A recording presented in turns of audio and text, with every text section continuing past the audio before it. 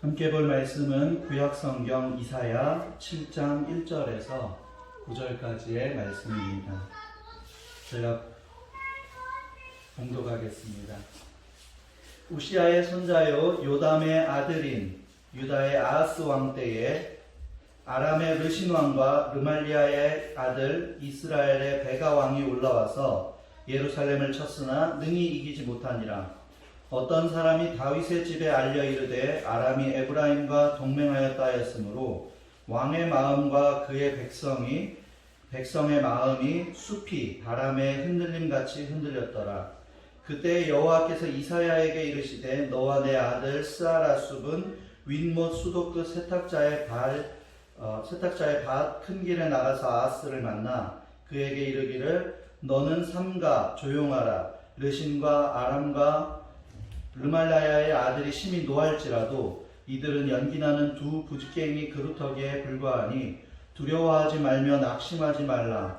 아람과 에브라임과 르말리아의 아들이 악한 꾀로 너를 대적하여 이르기를 우리가 올라가 유다를 쳐서 그것을 쓰러뜨리고 우리를 위하여 그것을 무너뜨리고 다브엘의 아들을 그 중에 세워 왕으로 삼자 하였으나 주 여호와의 말씀이 그 일은 서지 못하며 이루어지지 못하리라.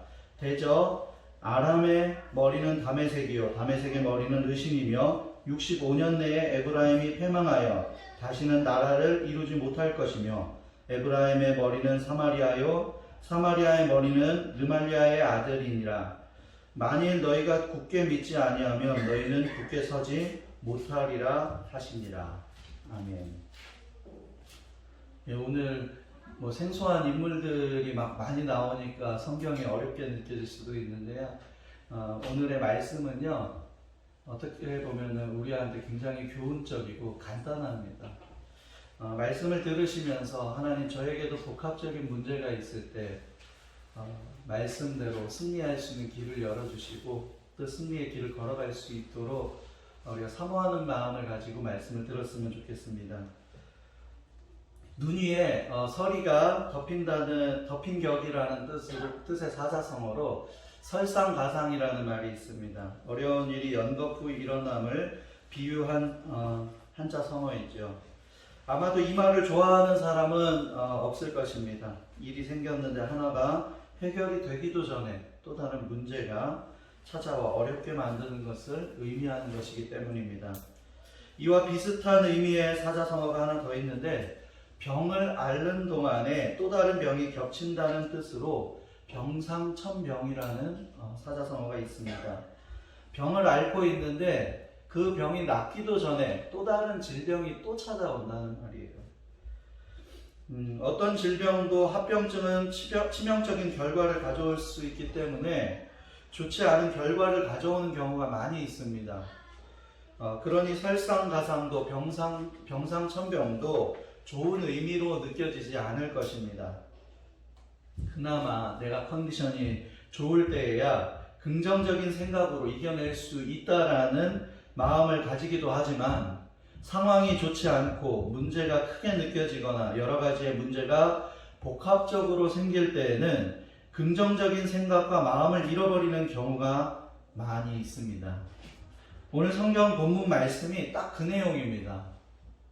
남유다가 다른 나라하고 지금 전쟁을 하고 있는데 그 전쟁조차도 쉽지가 않은데 상대는 연합군을 만들어서 쳐들어오는 거예요. 거기에다가 엎친 데 덮친 격으로 전쟁에서 가장 필요한 전략적인 승리의 요소가 있다면 그것은 용기고 사기거든요, 군사들의. 근데 지금 오늘 2절 말씀 아까 제가 좀 전에 읽을 때 들으셨겠지만 왕과 백성들의 마음이 심하게 요동하고 지금 흔들리고 있어요. 그러니까 적군들은 지금 연합해서 다가오고 있고 백성과 왕은 이미 마음이 지금 막 흔들리고 있고 그러니까 전쟁에서 어떻게 보면은 승리하기에는 불완전한 요소들이 너무 많았습니다. 어떻게 해볼 수 없는 문제들이 하나 둘씩 쌓여가며 최악의 상황으로 나라가 위기 속으로 빠져들고 있었습니다. 그때 하나님께서 이사야 선지자를 통하여서 아하스 왕에게 어떠한 말씀을 주시고 또 어떠한 방향을 주시는지 함께 나누어 보도록 하겠습니다. 먼저 첫 번째로 주님께서 주시는 마음과 생각에 집중할 수 있어야 합니다. 2절 말씀을 다시 한번 보겠습니다. 어떤 사람이 다윗 집에 알려 이르되 아람이 에브라임과 동맹하였다 하였으므로 왕의 마음과 그의 백성의 마음이 숲이 바람의 흔들림같이 흔들렸더라. 숲이 바람의 흔들림같이, 그러니까 왕의 마음과 백성의 마음이 마치 거센 바람 앞에서 요동하는 숲을처럼 마구마구 막 흔들렸다는 거예요. 이때 주께서 주시는 마음이 무엇이냐 하면은 4절에 그에게 이르기를 너는 삼가며 조용하라. 삼가며 조용하라. 그에게 정신을 바짝 차리고 침착하게 행동하라는 거예요. 그들이 크게 분노한다고 해도 심히 노할지라도 이들은 연기나는 두 부직갱이 그루터기에 불과하니, 이 말이 뭐냐면요, 부직갱이가 뭔지 아시죠? 옛날에 아궁이에 이렇게 불을 뗄 때에 그 재료를 들추거나 밀어 넣거나 할 때 그 사용하는 긴 막대기를 부직갱이라고 해요. 근데 거기에서 나오는 연기가 있어봐야 얼마나 되겠어요? 실제 불을 태우는 데서 나는 연기가 더 많지 부직갱이에서 나오는 연기는 얼마 되지 않을 거예요. 근데 성경에 뭐라고 나와요? 연기나는 두 부직갱이 그루터기에 불과하니, 그 연기 그거 아무것도 아니니까 뭐예요? 두려워하지 말고 낙심하지 말라. 그러니까 한마디로 말하면 그들이 아무리 불같이 무섭게 연합하여 공격해서 온다고 해도 타다가 만 두 부직갱이의 그 연기와도 같다. 그러니까 정신 바짝 차리고 침착하게 행동하라. 두려워하지 말고 겁내지 말아라. 낙심하지 말아라. 이 얘기를 하는 것입니다. 조선시대 때 왜군이 수많은 배를 이끌고 조선을 공격해 오자 나라에서는 이순신을 삼도 수군 통제사로 불러들였습니다. 그동안 이순신은 왕의 명령을 어겼다는 죄목으로 억울하게 옥에 갇혀있을 때의 이야기입니다. 이순신이 돌아왔을 때에 배는 12척밖에 없었어요. 그리고 왜군은 배가 몇 척이 들어오냐면요, 130척이 들어옵니다. 한 병사가 헐레벌떡 뛰어오면서 상황을 알리면서 하는 말이 장군, 왜적들이 명량으로 들어오고 있다고 합니다 라는 말이었습니다. 이게 청천벽력과도 같은 소리예요. 왜요? 우리는 배가 12척밖에 없는데 왜군이 들어올 때는 130척이 들어오는 거예요. 이순신 장군은 병사들에게 출전 명령을 내리면서 기다렸다는 듯 본인이 앞장서면서 말했습니다. 호랑이에게 물려가도 정신만 차리면서 한다고 했습니다. 위급한 상황일수록 정신을 바짝 차리고 모두 나를 따르라 라는 것이 이순신 장군의 명령이었습니다. 이순신 장군의 목소리가 우렁차게 울려 퍼졌고 사기가 떨어졌던 군사들은 이순신 장군을 따라 일제히 함성을 지르며 죽을 각오로 전쟁을 치렀습니다. 그리고 명량 앞바다에서 맞닥뜨린 조선의 수군과 왜군은 엎치락 뒤치락 하면서 뒤엉켜서 싸웠는데 이순신 장군이 정신을 바짝 차리라고 말했잖아요. 호랑이에게 물려가도 정신만 차리면 살 수 있다고 하면서, 그 말의 의미 가운데 하나는요, 내가 명령할 때 내 목소리에 귀를 기울이고 따르라는 말이었어요. 이순신 장군은 바다의 흐름을 읽을 줄 알았습니다. 그래서요, 한 번 더 군사들에게 외칩니다. 잠시 후면 물의 흐름이 바뀔 것이다. 그때까지만 버텨라. 과연 이순신 장군의 말처럼 명량 앞바다에 물 흐름이 바뀌더니 물살이 점점 거세졌습니다. 왜군의 바다는 그 좁은 바다에서 서로 부딪히며 이제 자기들끼리 배가 막 부딪히기 시작하는 거예요. 바로 그때 조선의 총공격이 시작되었고 결국에는 조선의 수군은 10배 이상의 적을 물리치고 큰 승리를 거두었습니다. 이것이 세계적으로 유명한 해전 명량대첩입니다. 호랑이에게 물려가도 정신만 차리면 산다. 아무리 위급한 경우를 당하더라도 정신만 똑똑히 차리면 위기를 벗어날 수 있다는 뜻을 가진 속담입니다. 속담 중에도 이렇게 교훈이 되고 지혜로운 방법으로 승리할 수 있는 좋은 방법이 있는데, 이미 성경에서는 훨씬 이전에 정신 차리고 침착하고 두려워하지 말고 놀라지 말고 낙심하지 말아라 라는 말씀을요 우리에게 성경을 통해서 주셨어요. 그 중에 한 부분이 오늘 본문 말씀입니다. 연합군이 쳐들어오고 우리는 지금 혼란스럽고 우리는 그것을 감당할 힘이 없고 두렵고 떨리지만 뭐예요? 이사야 선지자를 통해서 아하스 왕에게 주시는 말씀은 정신 차려라, 침착해라, 두려워하지 말아라, 낙심하지 말아라, 놀라지 말아라. 이게 그 당시에 남유다에게만 주신 말씀이 아니라 지금 우리에게도 주시는 말씀인 줄로 믿습니다. 나에게 왜 이 상황을 주셨지? 사실 침착하지 못하게 만들고 정신없게 만드는 상황에서 침착하고 정신 차리기가 쉽지 않습니다. 그래서 필요한 것이 뭐예요? 먼저 하나님께서 주시는 마음에 집중할 수 있는 훈련이 필요합니다. 훈련이 없으면요 그런 상황들이 생겼을 때에 그렇게 반응하지를 못해요. 한 번이라도 그런 훈련을 받았든지 한 번이라도 그러한 경험이 있어야 우리가 그런 반응도 보일 수가 있는 거예요. 제가 군대 이제 다녀왔는데 사격을 했잖아요. 지금은 사격 어떻게 하는지도 막 기억이 잘 나지를 않아요, 사실은. 예비군 때도 내가 사격 훈련하면 뭐 잘할 수 있을까 이런 생각을 해도요. 군대에서 그래도 아무리 막 오래전의 경험이라고 해도 한번 해봤던 그 경험이 있잖아요. 그러면은요, 다시 한번 하다 보면 감각이 돌아오겠지. 이 생각으로 훈련을 받아요. 우리가 신앙생활 하면서요, 체험이 전부는 아니지만 체험이 왜 중요한지 아십니까? 한 번의 체험이 있잖아요. 그러면은요, 그 체험이 나와 하나님과의 관계 속에서 언제든지 가까워질 수 있게 해주는 다리 역할을 해준단 말이에요. 체험이 신앙의 전부는 아니지만 체험은 신앙생활을 하는데 굉장히 중요한 역할을 해줍니다. 그러니까 우리가 하나님께 가까이 가는 훈련, 하나님의 음성을 듣고 어떤 주위의 환경과 상황에 휘둘리는 것이 아니라 내가 하나님 앞에 집중할 수 있는 훈련, 이 훈련이 잘 되어 있으면 잘 되어 있을수록 우리는 그러한 일들에 쉽게 휘말리지 않고 하나님께 집중할 수 있는 그 시간으로 우리가 더 많이 시간을 사용할 수 있다는 것이죠. 나에게 왜 이 상황을 주셨지? 질문도 중요하지만 지금 이 상황에서 주께서는 나에게 어떠한 마음을 원하실까? 어떠한 자세를 원하실까?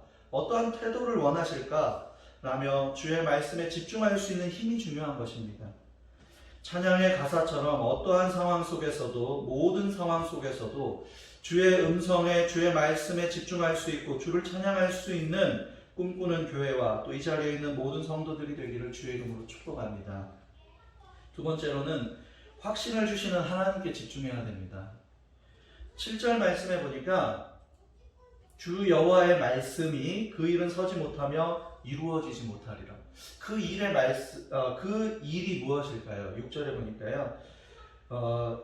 아람과 에브라임은 다른 말로 북이스라엘입니다. 아람과 에브라임이 우리가 올라가서 유다를 쳐서 그것을 쓰러뜨리고 우리를 위하여 그것을 무너뜨리고 다벨의 아들을 그 중에 세워서 왕으로 삼자, 이 얘기를 했어요.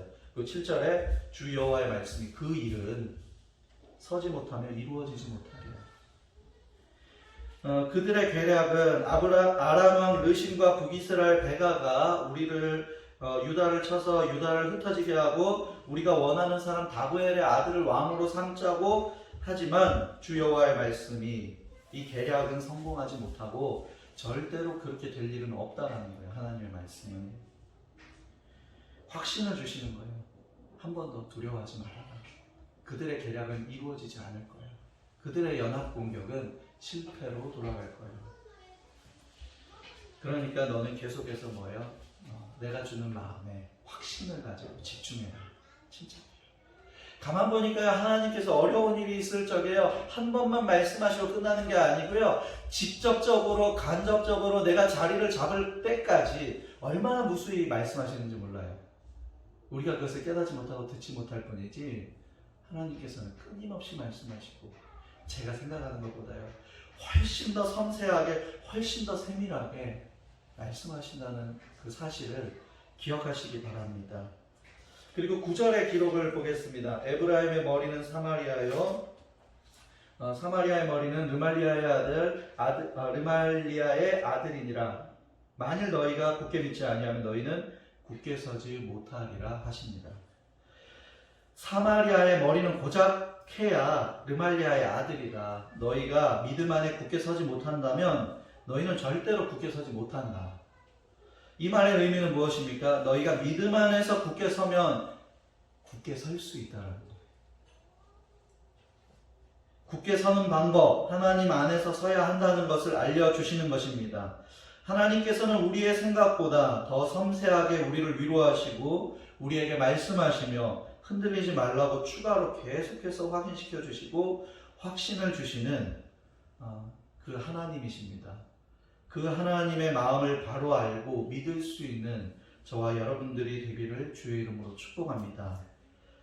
세 번째로 기억해야 할 결론이 있습니다. 하나님의 말씀대로 그들의 처음 계략은 이루어지지 못했습니다. 그런데 역사의 기록을 성경의 기록과 이렇게 종합해서 보면은요, 이 전쟁은 결국 승리로 끝나야 되죠. 그런데 열왕기서의 기록과 역대하의 말씀을 보면 아수르의 디글라필레셀 왕에게 조공을 바쳐요. 아하스 왕이. 그러니까 계속해서 하나님만 의지하면 승리의 길을 그냥 갈 수 있는데 우리도 연합군 결성합시다. 그래서 조공을 바치기 시작합니다. 그리고 조공을 바칠 때 뭐예요? 조공을 바치면서 자신의 원하는 것을 말하겠죠. 그 원하는 것이 뭐냐면 원병을 보내주세요. 지원병을 보내주세요. 아하스 왕은 이사야 선지자의 경고와 권면을 듣지 않고 하나님께서 허락하시는 마음과 방향을 따르는 것이 아니라 자신의 전쟁의 경험과 세상의 방법을 따라서 나라를 이끌어가는 것입니다. 제가 역대하 28장 19절 20절 말씀을 제가 잠시 읽겠습니다. 이는 이스라엘 왕 아하스가 유다에서 망령되이 행하여 여호와께 크게 범죄하였으므로 여호와께서 유다를 낮추심이라. 아수르 왕 디글라필레셀이 그에게 이르렀으나 돕지 아니하고 도리어 그를 공격하였더라. 조공을 바치고 지원병을 요청했는데 돕지 아니하고 오히려 그를 공격했대요. 세상에서는 그럴 수 있어요. 손잡아 달라고 하고 나 좀 도와달라고 했는데 내가 정말 도움을 받을 줄 알았는데 내 마음을 더 오히려 아프게 하는 사람이 내가 생각했던 지원병일 수도 있어요. 하나님께서 아하스 왕에게 이사야를 보내면서 하나님을 절대적으로 신뢰하십시오. 하나님께 집중하십시오. 하나님께서 승리의 길을 가게 하실 겁니다. 이렇게 했는데 결국에는 그 방법을 따르지 않았어요. 그 결과 하나님께서 유다를 아주 비천하게 낮추셨습니다. 하나님께서 적군의 그 군사력이 얼마나 센가, 얼마나 많은가, 얼마나 위협적인가, 그거 하나님께 그렇게 중요하지 않습니다. 또 얼마나 많은 연합군이 있고 얼마나 많은 일들이 겹쳐서 우리를 포위하고 나를 힘들게 만드는가, 역시 하나님께는 큰 일이 아닙니다. 물론 하나님께서 우리를 보실 때 마음 아픈 일이 될 수는 있죠. 그러나 하나님께 큰 일은 아니에요. 그분에게는 그분의 자녀들이 여전히 나를 전적으로 신뢰하고 따르는가, 나의 음성을 듣고자 나를 사모하는가, 나를 의지하는가가 더 중요한 것입니다. 전쟁에서 마음을 다스릴 수 있도록 깨닫게 하시고 확인도 시켜주시고 확신도 주시는데 아까 말씀드린 것처럼 우리가 생각하는 것보다 훨씬 섬세하고 훨씬 빈틈없이 일하시는데 우리가 얼마나 하나님께 집중하고 하나님을 바라보는지 우리는 돌아볼 수 있어야 합니다. 우리가 이게 머리로는 잘 아는데요. 훈련이 잘 되어 있지 못하다 보니까요. 습관적으로 다른 방법들이 불쑥불쑥 나옵니다. 예전에 초등부 축구부 경기를 지켜보았던 기억이 납니다. 저희 팀의 코치는 그냥 축구를 좋아하는 일반 선생님이 코치였고 상대는 선수 출신 코치였습니다. 가르치는 기술도 전략도 딱 한눈에 보아도요. 상대편 초등학교 아이들이 훨씬 더 좋은 코치를 만난 게 딱 느껴졌어요. 그런데 한 가지 다른 점이 있다면 상대팀 아이들은 코치를 만난 지 얼마 되지 않아서 소통이 별로 잘 안 되는 것이었고 우리 팀의 아이들은 코치님이 말하는 그 뭐 손동작과 어떤 말만 딱 던져줘도요, 아, 지금 이게 무슨 작전이구나, 이걸 애들이 금방금방 아는 거예요. 경기는 예, 저희가 이겼습니다.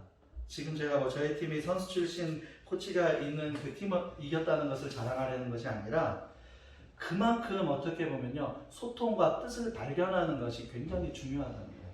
아무리 좋은 명 코치를 만나도요, 그 코치의 어떤 의중과 코치의 뜻을 바로바로 캐치하지 못하면요, 소통이 잘 되는 팀을 이길 수가 없는 거예요.